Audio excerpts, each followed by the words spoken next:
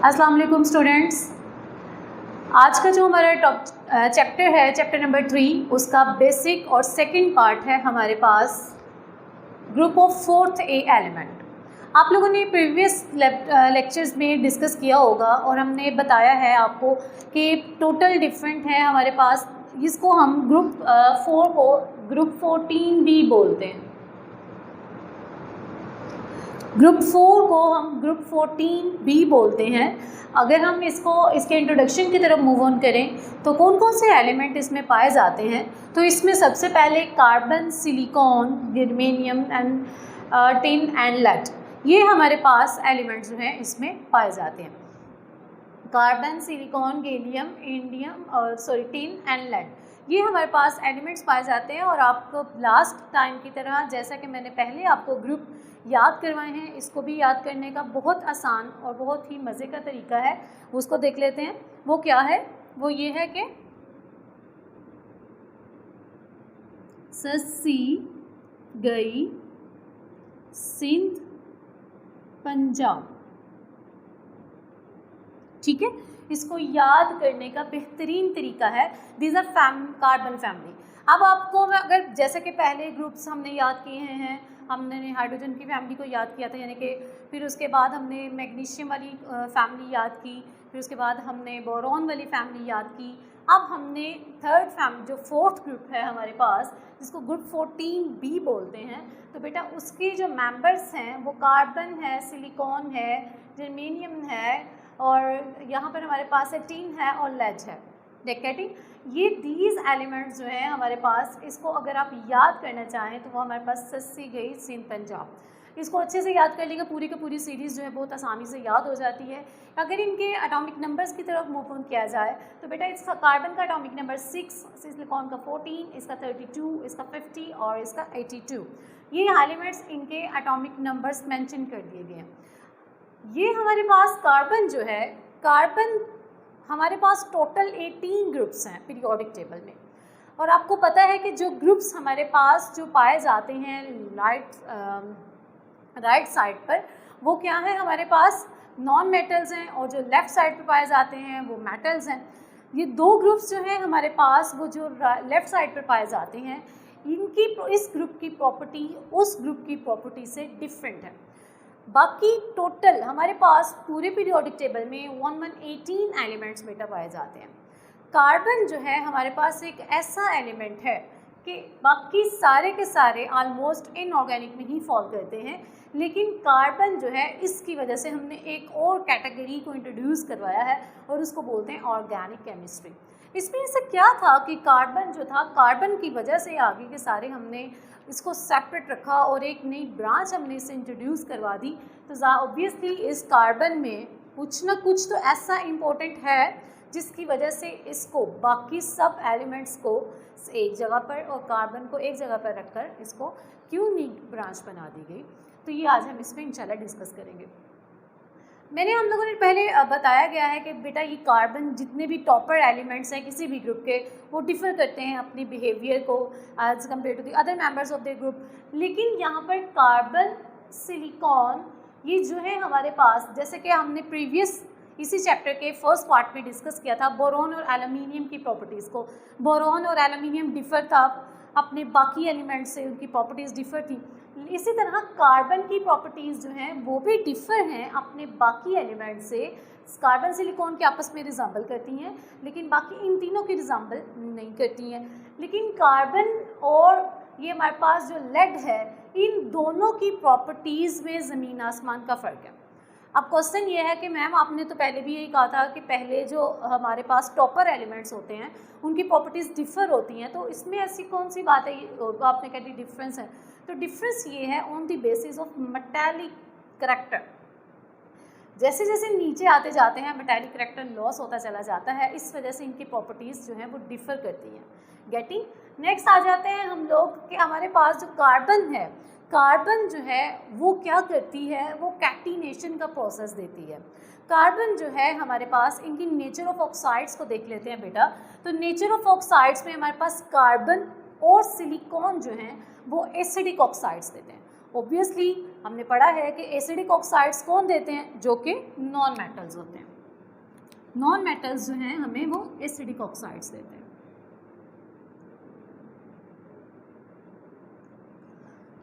ठीक है, कार्बन और सिलिकॉन जो है हमारे पास, ये दोनों हमें एसिडिक ऑक्साइड्स देते हैं। जबकि हमारे पास जो है गैलियम है, टिन है और लेड है, ये क्या करते हैं, ये तो मेटल्स हैं। आपको पता है कि हमारे पास जो गैलियम है वो सेमी मेटल है, जिसे मेटलाइट्स भी बोलते हैं। जबकि हमारे पास जो है टिन और लेड है, हमारे पास टिन और लेड क्या करते हैं, टिन और लेड ये दोनों जो हैं हमारे पास क्या हैं, मेटल्स हैं। अब ये आपको पता है कि जो, चले मैं कहती हूँ कि ये जो है गैलियम जो है, इसने क्या कर दिया है हमारे पास, इसने हमें एम्फोटेरिक ऑक्साइड्स दे दिए, क्योंकि ये सेमी मेटल है या मेटलॉइड्स हैं जिसे बोलते हैं, यानी जिसके पास मेटल्स और नॉन मेटल्स दोनों की प्रॉपर्टीज़ होती हैं, उसे सेमी मेटल्स बोलते हैं। यहाँ पर हमारे पास गैलियम तो चले माना एम्फोटेरिक ऑक्साइड्स दे देता है। एम्फोटेरिक का मतलब ये होता है कि बेसिडिक भी और ऑक्सीडिक, एसिडिक भी और बेसिक ऑक्साइड्स दोनों दे देता है। लेकिन अभी मैंने बोला कि ये जो है हमारे पास, ये दोनों जो हैं ये नॉन मेटल्स हैं,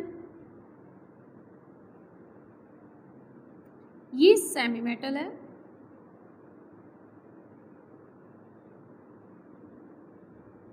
और बेटा ये जो दो हैं हमारे पास स्टूडेंट्स, ये हमारे पास हैं मेटल्स।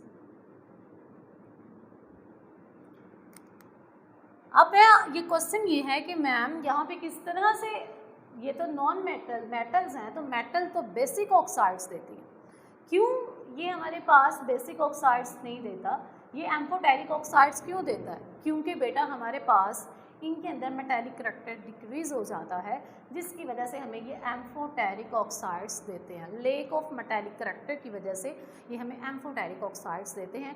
और ये तीनों मेंबर्स जो हैं हमारे पास, ये कौन से ऑक्साइड्स देते हैं, एम्फोटेरिक ऑक्साइड्स देते हैं। हालांकि अगर इनकी नेचर को डिस्कस किया जाए तो ये हमारे पास सेमी मेटल है और ये दोनों जो हैं हमारे पास मेटल्स है। आयनाइजेशन एनर्जी की अगर बात की जाए, हमारे पास जो है एटॉमिक रेडियस जो होता है, जब हम टॉप टू बॉटम मूव करते हैं तो क्या होता है, आपको पता है जो टॉप से जब बॉटम की तरफ मूव करते हैं तो आयनाइजेशन एनर्जी जो होती है वो डिक्रीज़ होती है। आयनाइजेशन एनर्जी के डिक्रीज़ होने से एटॉमिक साइज़ इंक्रीज़ होता है। एटॉमिक साइज़ के इंक्रीज़ होने से क्या क्या चीज़ें इंक्रीज़ होती हैं, जब एटॉमिक रेडियस इंक्रीज़ होता है, एटॉमिक रेडियस इंक्रीज़ होने से क्या क्या चीज़ें इंक्रीज़ हो रही हैं, नंबर ऑफ इलेक्ट्रॉन्स इंक्रीज़ हो रहे हैं, और क्या इंक्रीज़ होते हैं, शील्डिंग इफेक्ट इंक्रीज़ होता है।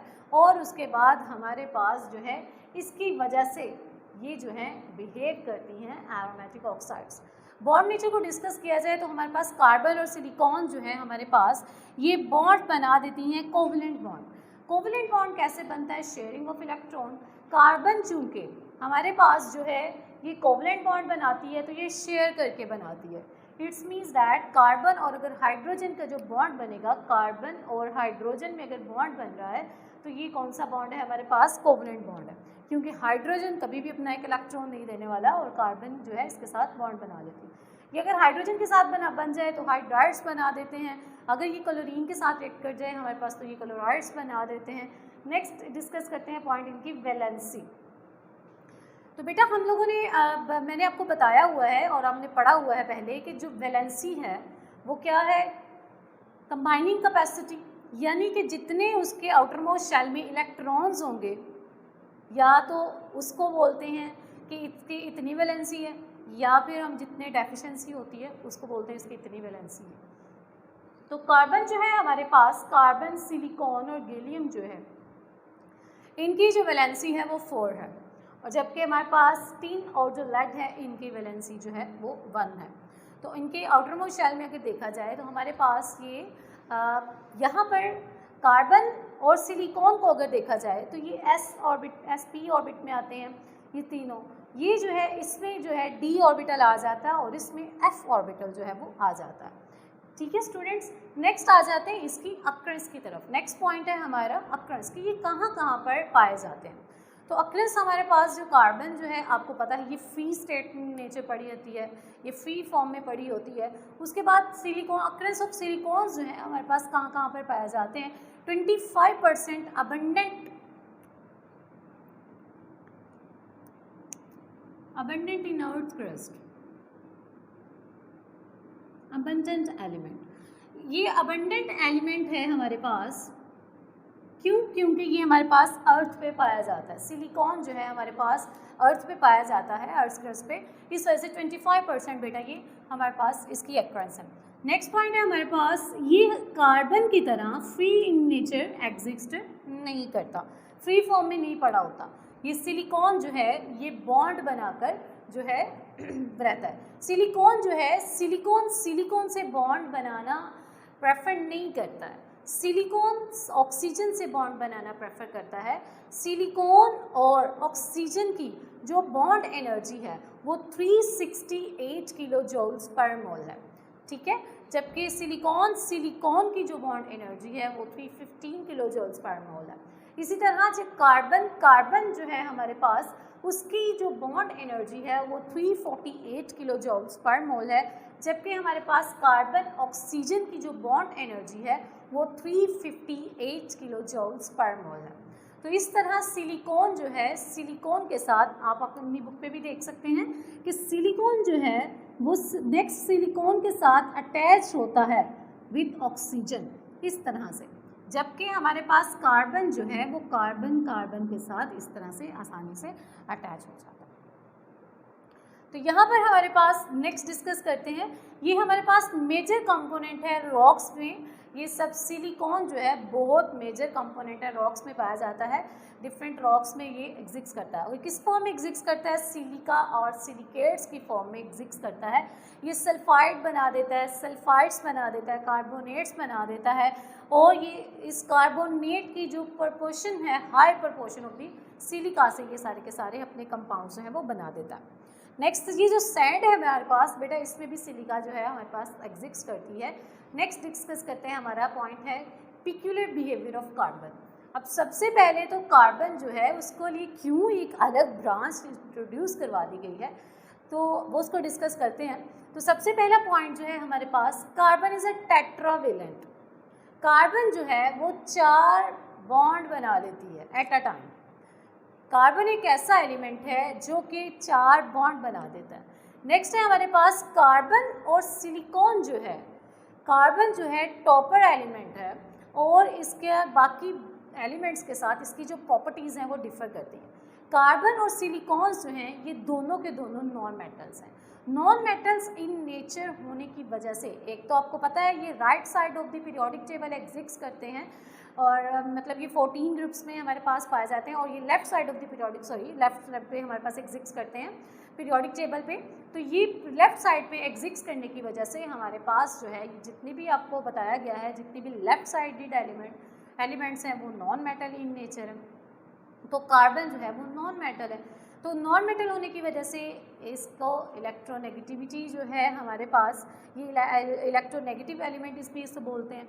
उसके बाद इस बाकी जो एलिमेंट्स हैं, गैलियम है, उसके बाद GeS18 है और जो लेड है हमारे पास, ये सारे के सारे मेटल्स और सेमी मेटल्स में इंक्लूड होती हैं। कार्बन की एक बेहतरीन प्रॉपर्टी है वो है कैटिनेशन की प्रॉपर्टी। कैटिनेशन का क्या मतलब होता है? कैटिनेशन का मतलब होता है सेल्फ लिंकेज, यानी अपने साथ ही अपने एलिमेंट को अटैच करवा देना, यानी कि सेल्फ खुद के साथ ही बॉन्ड बना लेना। तो यहाँ पर हमारे पास सेल्फ लिंकेज जो है, कार्बन के साथ बॉन्ड बनाता है, कार्बन के साथ बॉन्ड बनाने की कैपेसिटी रखता है। कार्बन सिर्फ एक ऐसा एलिमेंट है जो कि कैटिनेशन का प्रोसेस देता है।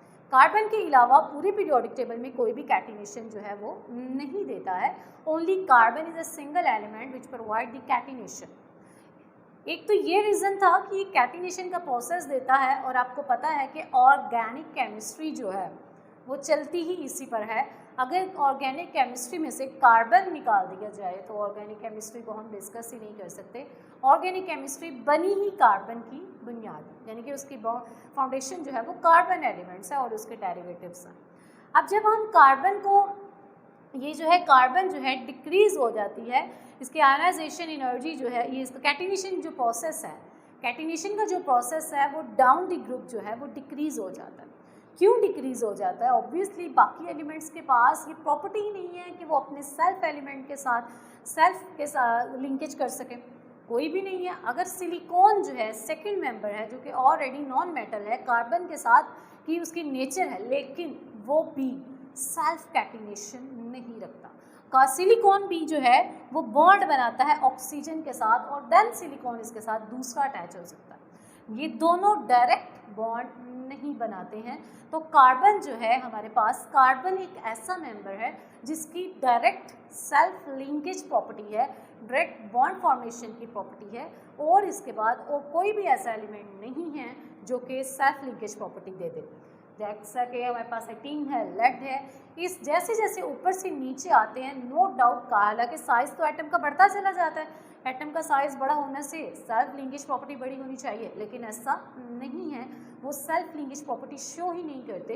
इसलिए हमारे पास कार्बन जो है वो पूरे पीरियोडिक टेबल में हमारे पास एक डिफरेंट पोजीशन रखती है।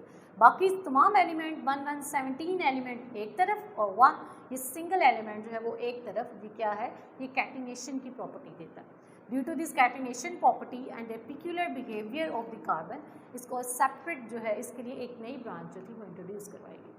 तो स्टूडेंट ये था आज का लेक्चर, आपको होप्स हो कि समझ आ गया हो गया। Thank you so much and Allah हाफिज़।